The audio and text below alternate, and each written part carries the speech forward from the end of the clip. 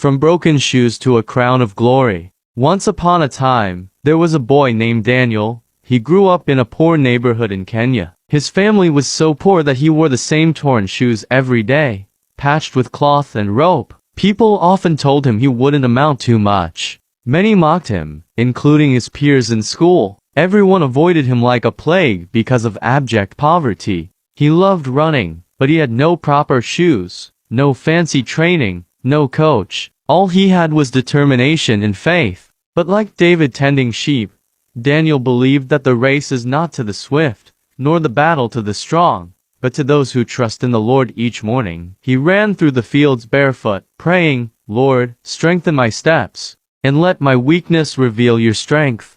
People laughed at him. Some said, "Why waste your time? You'll never go far." But Daniel believed otherwise. He believed that small beginnings could lead to great victories. One day, a great marathon was announced in town. Many laughed when Daniel appeared with his worn-out shoes. Others whispered, "He will never make it." They all called him a joker and told him to his face that he's wasting his time. Standing among professional athletes with expensive shoes and sponsors, Daniel looked out of place.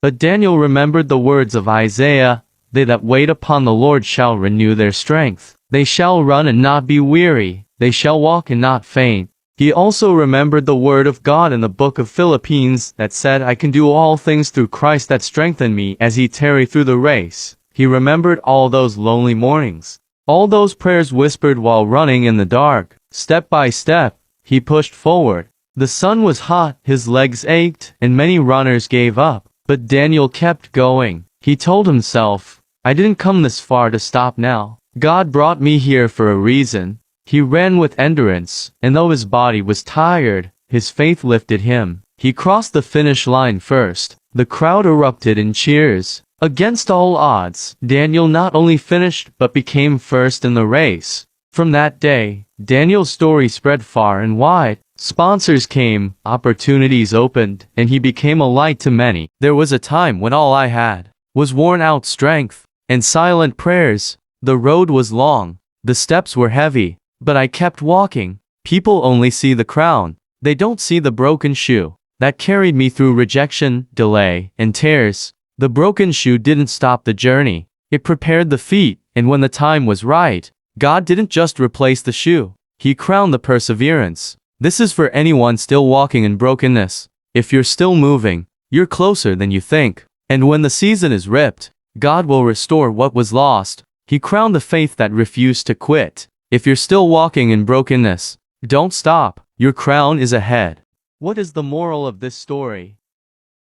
This story is teaching us that success is not about what you wear on your feet, but the faith you carry in your heart. Just like Joseph, who rose from prison to the palace, Daniel rose from broken shoes to a crown of glory. His life became a testimony that with God, humble beginnings can lead to mighty victories. Trusting God means holding on to His promises, even when the world around you is shaking. It's about believing He's in control, even when things seem out of control. When you trust God, you are not just hoping for the best, you are knowing He's got your back, and His plans are better than yours. If this story touched your heart, don't forget to like, share, and subscribe for more Bible stories that inspire faith and hope. God bless you.